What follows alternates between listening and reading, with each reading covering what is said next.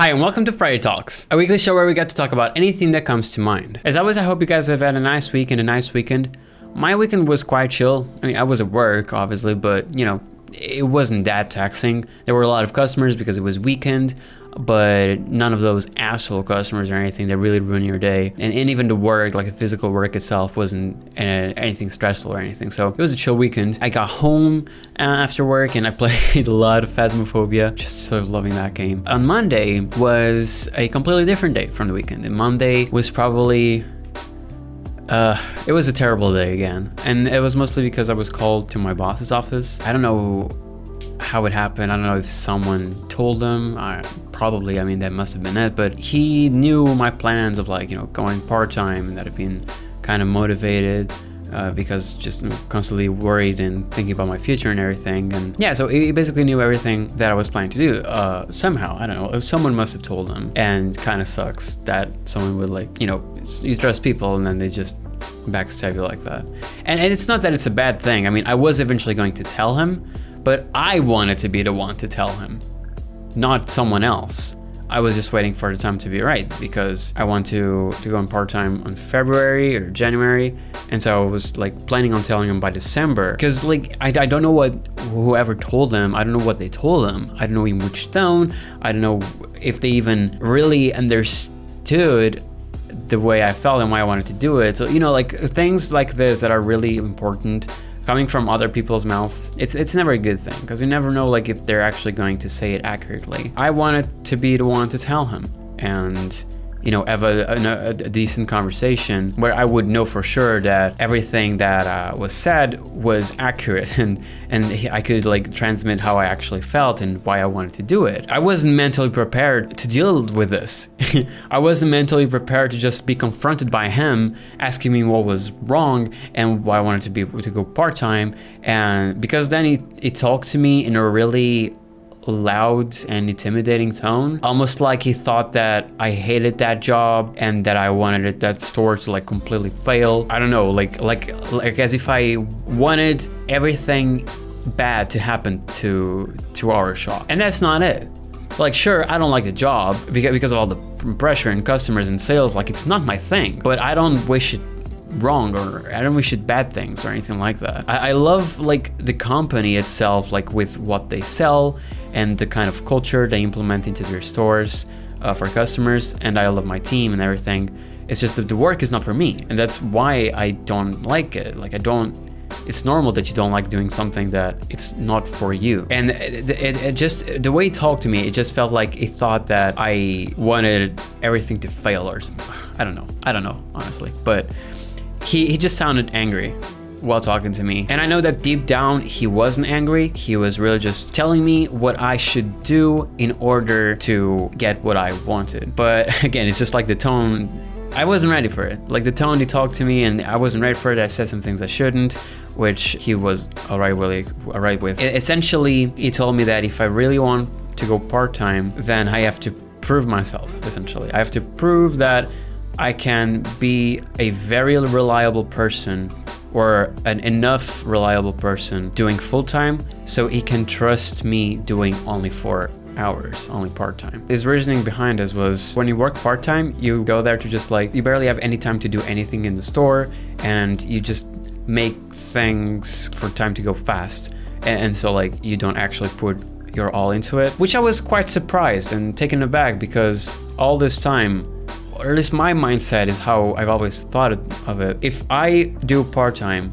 since I'll be less time there, I'll be able to, like, be more happier about myself and my life situation. Therefore, I'll be more motivated because I know that I will have time and I at a point in my life that I can do a lot of things. I can work and be useful to the store, but also be productive and work on myself in my future. Whenever I imagine myself doing part-time there, I always imagine, like, myself being so much happier and so much more productive and everything. So yeah, essentially he just told me that I have to work a lot harder than I currently do. I have to be a lot more autonomous and have more initiative, which, I mean, I have for a lot of things, and they told me this, but there's still some necessary points that I haven't tackled yet, and I guess that's where I have to improve. I spoke to my supervisor after this whole thing happened, and he gave me some advice. He's a really cool dude. Like, he's helped me a lot and everything. I think that while that confrontation from my boss's side was very intimidating for me and honestly kind of ruined my entire day, I still see it as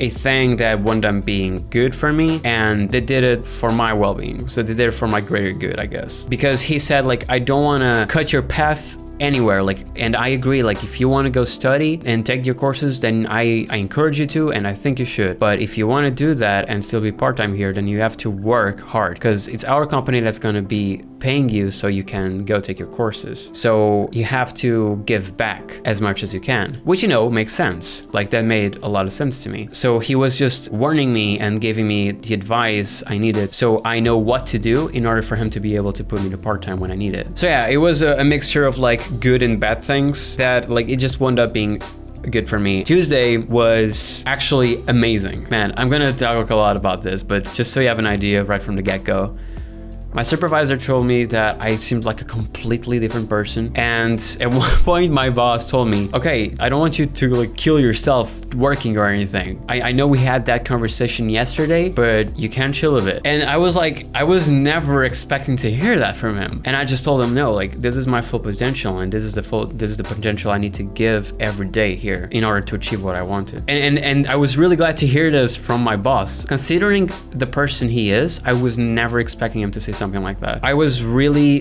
glad because I thought to myself, okay, I made a difference. Like, I got noticed.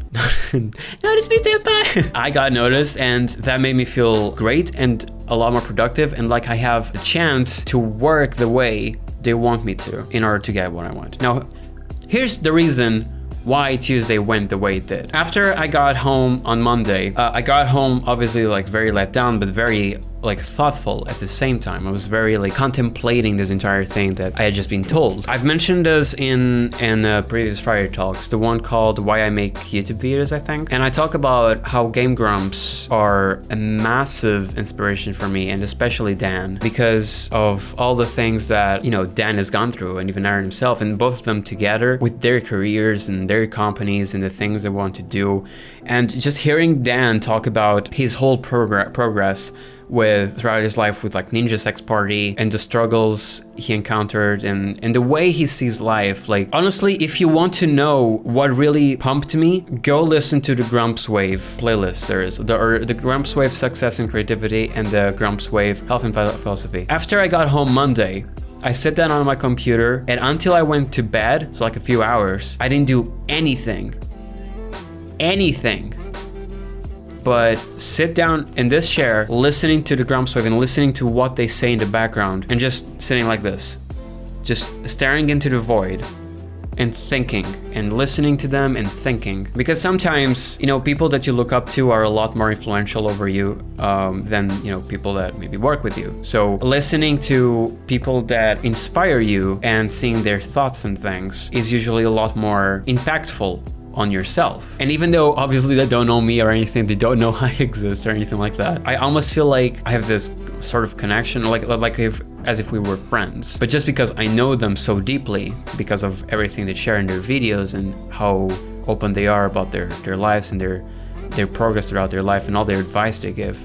When I'm feeling down because of this entire situation, for some reason Dan always comes to mind. And I always feel like, man, I wish I could talk to Dan and have his advice. I figured that the best way to hear him out, I guess, and to have his advice would just be listening to him talk. Because a lot of what they've done so far, a lot of the things they've said when it comes to like these deep things, are really what motivated me to start YouTube again and to keep going. And so far I feel very far from burned out. Like, this is the longest I've been without stopping YouTube when it comes to like 2017 and 2018 era. This is going very well this time, and I have them to thank for. I listened to the Grumps Waves videos and to them talking, and I was even like, where is it? Let me grab it. I wrote on a piece of paper things that they were saying, and here,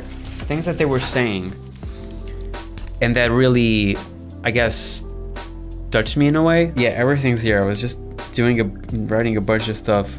They said things like, Dan, if you think no one believes in you, I fucking believe in you. There, I said it. This is Dan who said it. And it was nice to hear, you know, like, even though one could think, and I myself thought this as well, like, yeah, sure, Dan doesn't know me. Like, how can he believe me if he doesn't know me? But, you know, it's like, it's not that matters. It's the fact that he knows that that's a gateway to really get and achieve your dreams and what you want to achieve. You have to believe in yourself. And you need to know that, like, there's people out there that know you can do it, because anyone can do anything they want if they put their hearts into it, and if you really work hard. And that's something that throughout the last months I've been getting better on. And they say at one point, I had to go through some shit, I earned this. And one of the things I mentioned in the other Friday talks, I want to have a life where I can have like struggles and confront a lot of obstacles and be able to suppress them. So in the future, I can like have a bunch of stories to tell. Pretty much like Dan does with his entire Ninja Sex Party thing. That really motivates me. I want to be able to do the same in the future. And that's something that drives me. And that's really why like some of these things really called out to me, I guess. There's a quote, I forgot who said it, but it was like, whatever it is you're doing, give it your best, or something like that. Aaron at one point also said, sometimes you'll be forced to do things you don't enjoy. And that immediately caught my attention because, well, that's pretty much what I'm doing. And he says, but there's always something to take out of it. When I heard this, I was like, he's right. And it makes sense to me. And so I thought, yeah, you know, I'm forced to work on something I don't like, but I need to do it. I need to do it in order to get where I want to be. And another thing that Dan said that really motivated me was like, fight, damn it, get off your ass and do shit. And he says that with such conviction that it's like, man, God, I don't know, it just had this big ass impact on me. And for that reason, those were just things that I really took to heart and really motivated me, just hearing those things. I don't know, those guys keep saving me from myself. Man, I'm so thankful for everything they do. They're such great people. After I woke up the next day, so on Tuesday, I kept like thinking about everything I heard from them while I was like getting ready for work and everything. And when I got in the car and started driving, I put on some motivational music, like some medieval or fantasy motivational music that really helped me, that really got me going. Another thing I also used to help me was gamifying work. And the concept of gamifying is like taking game concepts, like usually an RPG, and applying it to real life. So like in work, we have to look at a lot of emails. So we know like what's on sale, what's gonna be on sale, what's not, what kind of like flyers we have to put on the walls, a lot of things like that. And that's one of the things that I have to tackle the most. That's one of the things that I should do a lot more that I'm not very autonomous on. And where my supervisor told me like, seriously, like this is most important tool and you really should work on this. And so I was like, okay, so I should treat that as a quest board, and those are quests. And then the customers are NPCs that give me side quests, and I have to help these NPCs and all these things. And then I get experience with the sales I make or some shit like that, you know. That kind of helped me as well. And when I was in the car listening to that music, thinking about everything that Aaron and Dan said, and thinking about the gamifying process, I suddenly got this I don't know, I just started feeling so pumped, and like I was like driving, I was like, yes, I can do this. And then I started screaming. I don't know, man. It's like Tuesday was a crazy day, and I got to work, and fuck did I work hard. I feel like I was doing my full potential.